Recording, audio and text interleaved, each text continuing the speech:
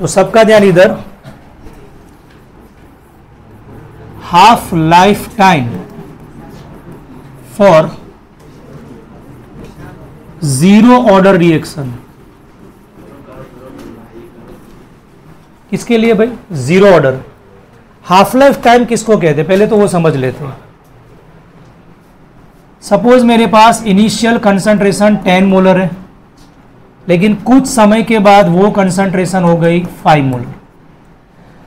तो देखो, initial concentration को आधा होने के लिए जो टाइम लगता है उस टाइम को ही कहा जाता है हाफ लाइफ टाइम। क्या कहा जाता है? तो हाफ लाइफ टाइम का डिफाइन क्या होगा? हाफ लाइफ टाइम का डिफाइन ये होगा, the time in which concentration of reactant is reduced to 1/2 from its initial concentration is called half life time। आपके पास 10 मोलर कंसंट्रेशन है, उसको आधा होने के लिए जो टाइम लगेगा उसे क्या कहते हैं? इतना समझ में आया? फिर से एक बार क्या कह रहा हूं कि मेरे पास इनिशियल कंसंट्रेशन कितनी है? 10 है, उसको आधा होने के लिए जो टाइम लगेगा उसे क्या बोलेंगे? Half life time, T half. Clear? अब यहां पे देखना, सबसे पहले rate constant for zero order reaction. तो जीरो ऑर्डर का रेट कांस्टेंट क्या है? K equals to R0 minus RT upon क्या आएगा? T। अब मैं T को सब्जेक्ट कर दूं तो R0 माइनस RT अपॉन क्या हो जाएगा? K। अब जब टाइम T क्या हो जाएगा? T हाफ हो जाएगा, तो आपका जो RT मतलब जो फाइनल कंसंट्रेशन है वो इनिशियल का क्या हो जाएगा? हाफ। इनिशियल का क्या हो जाएगा? हाफ। तो आपको ये वैल्यू इसमें सब्स्टिट्यूट करनी है। तो यहां पे देखना,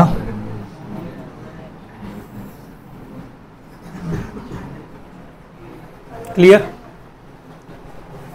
T जहां पे है वहां T हाफ लिख दो, और जहां पे RT है वहां पे क्या लिखना है? R0/2।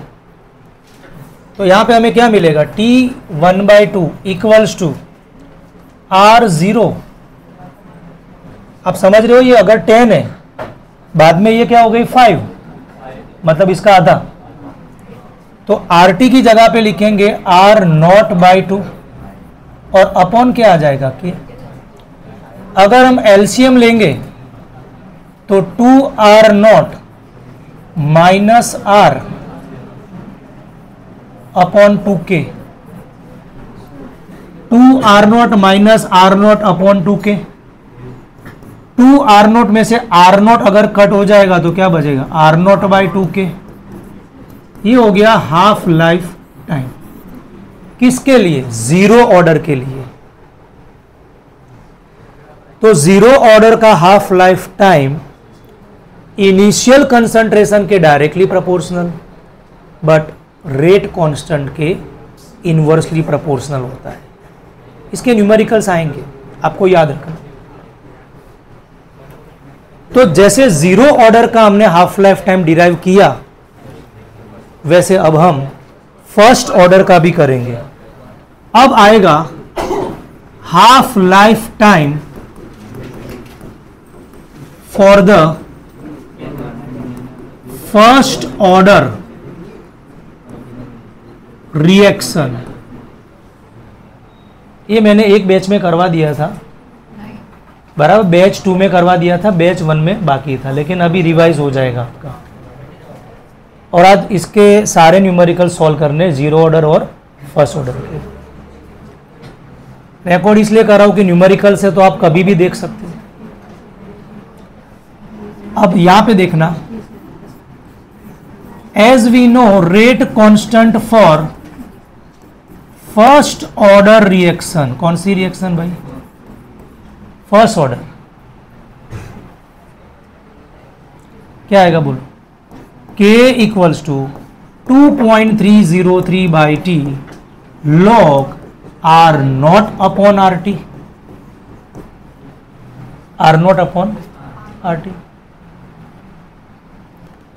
टी को सब्जेक्ट कर दो तो क्या हो जाएगा 2.303 के नीचे आ जाएगा log R naught upon R T. Clear है, आया कि नहीं, समझ में आया। एट टी इक्वल्स टू क्या हो जाएगा टी हाफ, तो आर टी इक्वल्स टू क्या हो जाएगा आर नॉट बाई टू। जब फाइनल कंसंट्रेशन इनिशियल का आधा हो जाएगा उसके लिए जो टाइम लगेगा उसे क्या कहते हैं half life time. Final concentration क्या हो गई आधी हो गई, उसके लिए जो टाइम लगेगा उसे क्या कहते हैं हाफ लाइफ टाइम। मैंने पहले ही कहा था कि ये चैप्टर है ना, उसमें एक छुट्टी भी भारी पड़ेगी, लिंक में चलना जरूरी है। मैंने आपको पता है पहले लेक्चर में बोला था ऐसा। फर्स्ट मैंने करवाया था टाइप्स ऑफ रिएक्शन, फिर मैंने रेट करवाया था, उसके न्यूमेरिकल्स करवाए थे, और तभी मैंने कहा था कि इसके बाद रेट लो चलेगा, रेट इक्वेशन चलेगा, ऑर्डर ऑफ रिएक्शन चलेगा। संडे को लेक्चर मैंने इसीलिए रखा था। अब कुछ नहीं करना है आपको, सिर्फ और सिर्फ इस वैल्यू को मुझे पुट करवाना है, खाली सब्स्टिट्यूट करवाना है। जहां टी है वहां क्या हो जाएगा 2.303 by K log R zero upon R T की जगह क्या हो जाएगा R zero by two. Divide का डिवाइड कहां चला जाएगा ऊपर, और ये क्या हो जाएगा कैंसल।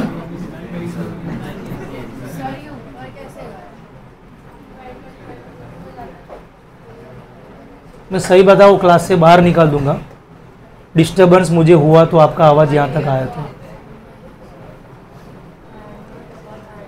बेटा ये आर टी की जगह जब आर जीरो बाई टू लिखेंगे तो डिवाइड का डिवाइड ऊपर जाएगा ना, 2.303 बाई के, और ये हो गया log 2। और आप सभी लोग जानते हो कि log 2 की वैल्यू क्या होती है 0.3010 अपॉन के, और इसे अगर हम मल्टीप्लाई कर देंगे तो 0.693 अपॉन के। ये आ गया half life time for the first order reaction. आया कि नहीं, समझ में आया ना।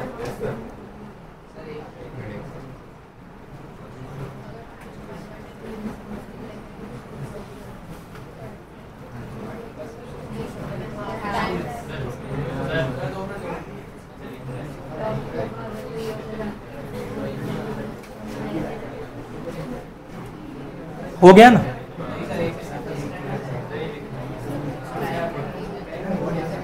बाद में बेटा लिख लेना।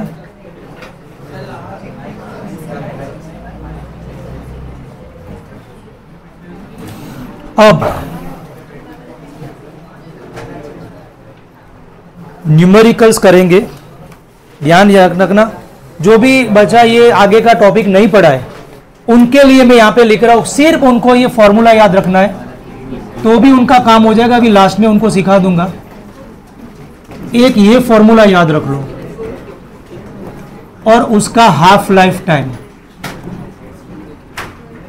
आज जितनी भी न्यूमेरिकल्स करेंगे सारे इस फॉर्मूला पर बेस्ड है। ये है फर्स्ट ऑर्डर का formula. First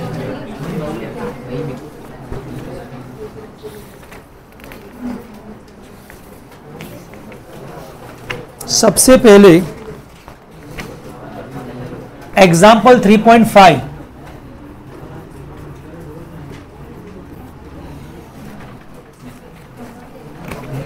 the initial concentration of N2O5 in the following।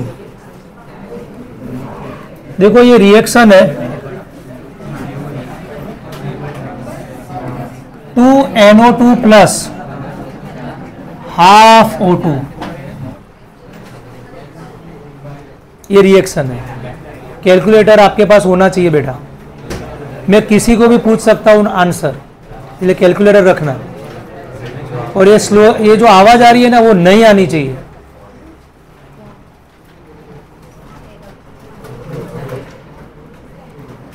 तो इनिशियल कंसंट्रेशन मुझे दिया है 1.24 into 10⁻⁻²,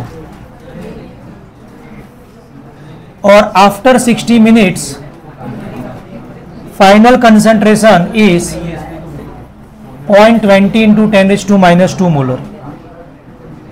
calculate the rate constant.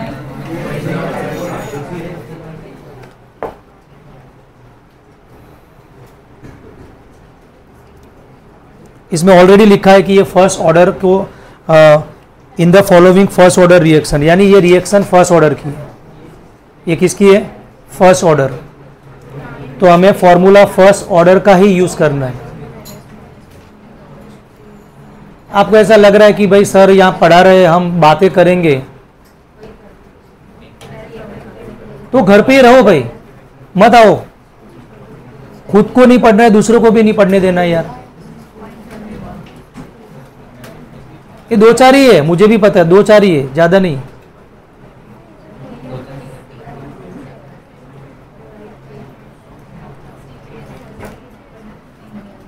According to first order kinetics,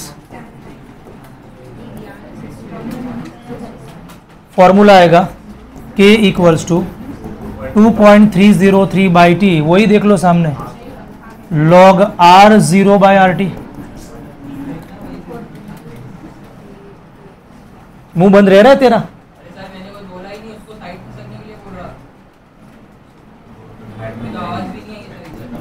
2.303 upon time हमें दिया हुआ है 60 मिनट्स।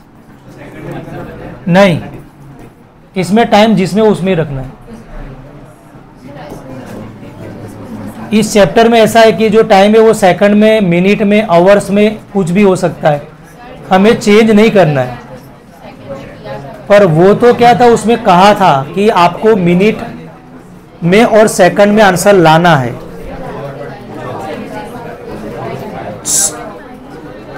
बेटा आप खुद से कैलकुलेशन मत करो। R0 अपना आ रहा है 1.24 into 10⁻²।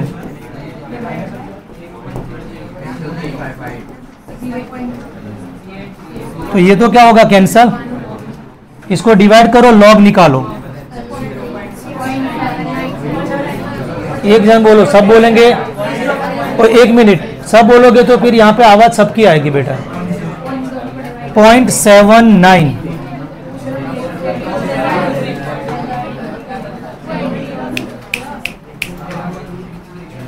0.79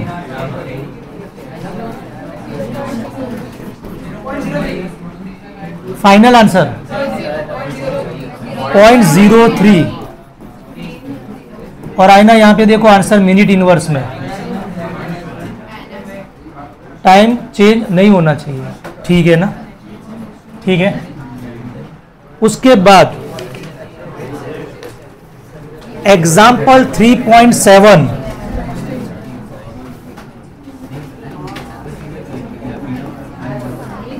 a first order reaction is found to have a rate constant K। वो अलग मेथड का है। K equals to 5.5 into 10⁻⁻14 second inverse. किसका? इसकी बात कर रहे हो? उसमें मिनट था, मिनट इनवर्स, क्योंकि यहां पे देखो ये मिनट में है ना, तो जो टाइम मिनट में था वो ऊपर आएगा तो मिनट इनवर्स हो जाएगा। और वैसे भी फर्स्ट ऑर्डर का यूनिट तो टाइम इनवर्स ही होता है। फर्स्ट ऑर्डर का यूनिट फिक्स है ना।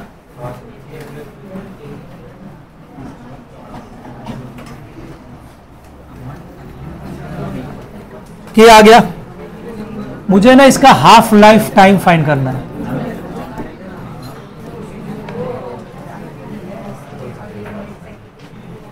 हाफ लाइफ टाइम फाइंड करना है।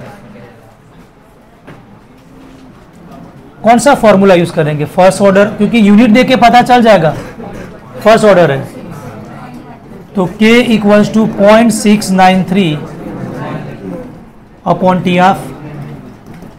अगर मैं टी ऑफ को सब्जेक्ट कर दूं ना तो 0.693 बाई के आ जाएगा,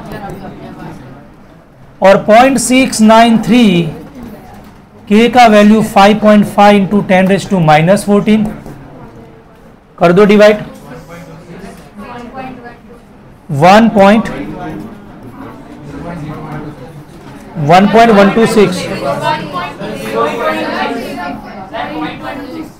0.126 और ये ऊपर जाएगा तो एक डेसिमल यहां ले लेंगे,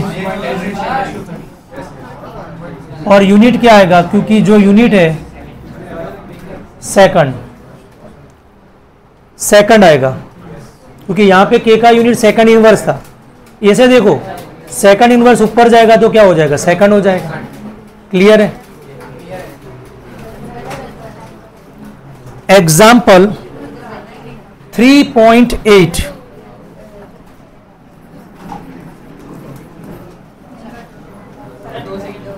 so that in a first order reaction time required for the completion of 99.9% is 10 times of half life time। ये हमें प्रूव करना है। ये बोर्ड के एग्जाम में 2 मार्क्स में आ सकता है। हमें ये प्रूव करना है कि 99.9% रिएक्शन होने के लिए जो टाइम लगेगा वो होगा 10 times of half life time. यानी कहने का मतलब 99.9% रिएक्शन होने के लिए जो टाइम लगेगा वो हाफ लाइफ टाइम से 10 गुना ज़्यादा होता है। वो हमें प्रूव करना है। क्या करना है? तो चलो इसको प्रूव करेंगे। तो हमें यहां पे आंसर देखो, सबका ध्यान इधर मानो, मंत्र बेटा यहां पे ध्यान। चलो सबसे पहले 99.9% मुझे लाना है, तो 2.303 बाई के लॉग। अब ध्यान से देखना भाई, 99.9%। देखो बेटा, R0 का मतलब होता है इनिशियल कंसंट्रेशन, और RT का मतलब T टाइम के बाद जो बचा वो लिखना है। एग्जाम्पल, सपोज मेरे पास इनिशियल कंसंट्रेशन 10 मोलर है, वो आपका R0 हो गया। उसमें से सपोज 3 मोल्स डिक्रीज हो गए, तो अब कितना बचा? अगर 10 में से 3 गया तो बचा कितना? तो वो लिखना है। अगर मैं ऐसा कह रहा हूं कि मेरे पास 100% रिएक्टेंट है, उसमें से 70% डिकम्पोज हो गया, तो बचा कितना? तो जो बचा वो नीचे लिखना है। R0 का मतलब क्या? इनिशियल कंसंट्रेशन, और RT का मतलब क्या? T टाइम के बाद जो बचा वो लिखना है। तो यहां पे बोलो पहले क्या? 99.9 मतलब पहले 100 होगा, उसमें से 99.9 हो गया तो बचा कितना? 100 में से 99.9 निकाल दो। बोलो, ये 99.9% रिएक्शन होने के लिए जो टाइम लगा है वो टाइम यहाँ पे 10 टाइम्स होगा टी ऑफ से। तो जो लिखा है ना 99.9, आपको क्वेश्चन में क्या लिखा है पढ़ो, time required for completion of 99.9%। तो ये लोग क्या कह रहे हैं कि 99.9% रिएक्शन कंप्लीट होने के लिए जो टाइम लगेगा, मैंने यहां पे T 99.9 क्यों लिखा? 99.9% रिएक्शन होने के लिए जो टाइम है वो T है, और वो क्या होगा? इससे 10 गुना होगा। क्या होगा? तो वो हमें प्रूव करना है। तो ये क्या कह रहे हैं कि अगर पहले रिएक्शन हमारे पास पहले कितनी कंसंट्रेशन थी? परसेंट है, तो पहले कितना होगा? 100, उसमें से 99.9 हो गया तो बचा कितना? 0.1। प्रूव करो। 2.303 बाई के लॉग, ये ऊपर जाएगा तो क्या हो जाएगा? 1000। 2.303 बाई के लॉग 10⁻3, लेकिन ये 3 आगे आ जाएगा। ये आया इक्वेशन 1, बराबर है। उसके बाद अब आएगा टी हाफ, ये तो हमें पता ही है, इसकी जगह 50% लिख सकते हो टी हाफ, तो ये हो जाएगा 0.693 बाई के, ये हमें पता ही है ऑलरेडी। अब हमें क्या करना है, दोनों को कंपेयर करना है। अब यहां पे देखना T99 divide by T half, ratio लेना है। तो T99.9 क्या है, 2.303 इंटू 3, 2.303 इंटू 3, ये आपने मल्टीप्लाई कर दिया होता तो चल जाता। क्या आ रहा है बोलो, 6 पॉइंट अपॉन के, बोलो बराबर, 6.909 अपॉन 6.909 अपॉन के डिवाइड में 0.693 अपॉन के, तो के से के क्या हो जाएगा, अब डिवाइड कर दो।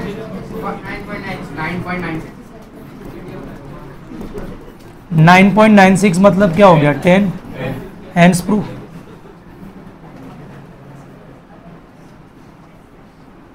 तो यहाँ पे T 99.9 हो जाएगा 10 times of T half, 10 times of T half, बराबर।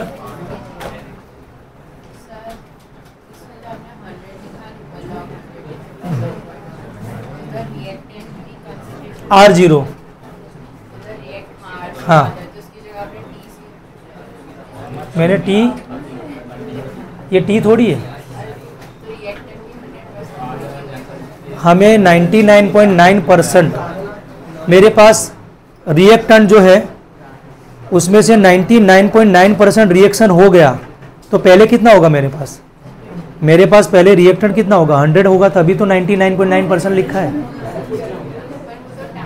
टाइम नहीं है वो, ये क्या, इसका मतलब ये होगा 9 time required for the completion of reaction. Time कितने परसेंट, 99.9% रिएक्शन को होने के लिए, 99.9% रिएक्शन को होने के लिए जो टाइम लगेगा ना, उसे कहते हैं T99.9। T99.9 का मतलब 99.9% रिएक्शन होने के लिए जो लग रहा है वो टाइम, और टी हाफ का मतलब क्या, 50% रिएक्शन होने के लिए जो टाइम लग रहा है वो टाइम, बराबर। तो ये 50% किसके लिए है, रिएक्शन के लिए है, बराबर। उसके बाद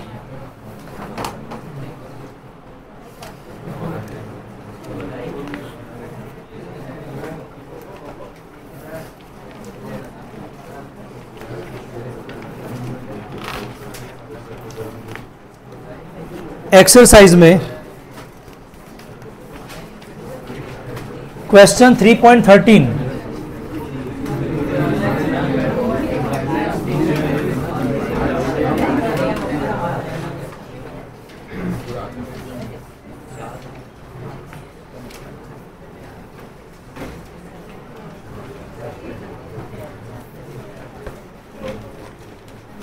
calculate the half life of a, मुझे हाफ लाइफ टाइम फाइंड करना है और मुझे के सबके गिवन है। सबसे पहले में मुझे के दिया है 200 सेकंड इनवर्स, और मुझे इसका टी ऑफ फाइंड करना है। तो T half equals to 0.693 by, तो यहां पे आएगा 0.693 अपॉन 200, 0.003 यूनिट क्या आएगा, सेकंड, अब आएगा सेकंड। तो मुझे के दिया है 2 मिनट इनवर्स और मुझे हाफ लाइफ टाइम फाइंड करना है। बोलो क्या आएगा?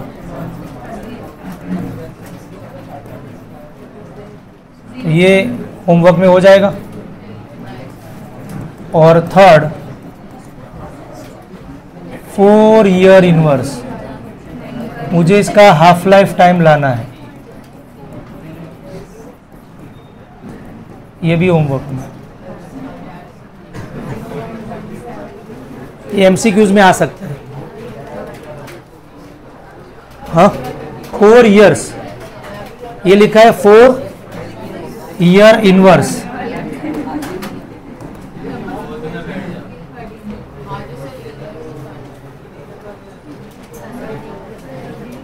बेटा इस चैप्टर में मैं पहले ही बोल चुका हूँ, अपना खुद का दिमाग मत लगाओ।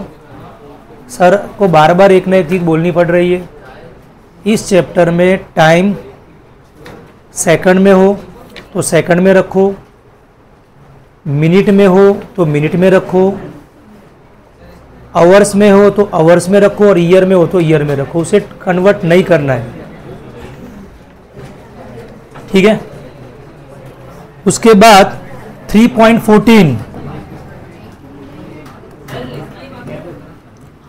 बेटा इसकी पीडीएफ बन जाएगी। आप है ना शांति से बेटा यहाँ पे अभी देखो, अपने पास टाइम कम है। अब देखो एक बहुत ही इंपॉर्टेंट क्वेश्चन आ रहा है। हाफ लाइफ टाइम दिया है 5730 ईयर।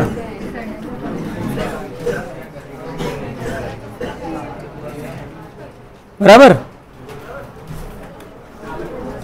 और उसमें ऐसा लिखा है an archaeological artefact containing wood. Archaeological artefact containing wood का मतलब कि कोई ऐसे पुराने जमाने में कोई ऐसी जगह पे उनको कोई ऐसा वुड मिला, कोई मूर्ति भगवान की, ऐसा कुछ हो सकता है। फॉसिल बोलते हैं उसे, बहुत पुराने, बहुत साल पहले कोई जगह पे आर्कियोलॉजिकल आर्टिफैक्ट कंटेनिंग उनको वुड मिला। उस वुड में कार्बन 14 क्या होता है? रेडियो एक्टिव होता है।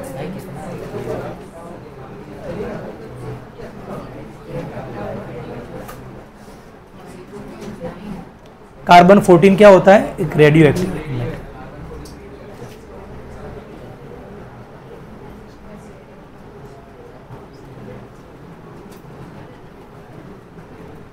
जब उसमें देखा गया तो पता चला कि इसके अंदर 80% C14 उसमें था। क्योंकि आप समझो कि जो वुड मुझे मिला है वो अब नॉन लिविंग है, और आपको पता होगा कि कोई भी रेडियो एक्टिव एलिमेंट टाइम के साथ डीके होता है। ये धीरे धीरे धीरे वो कम हो जाता है, कम होने लगता है। तो पहले ऐसा मान के चलो कि पहले 100 यूनिट होगा, 100 मोल होगा, पर कुछ समय के बाद वो कितना हो गया? 80% लिखा है। 100 था, अब 80 है। बराबर। तो अब यहां पे मुझे इसके लिए एज फाइंड करनी है। एज, वुड का एज क्या होगा? ठीक है। तो आपके पास दो फॉर्मूला है।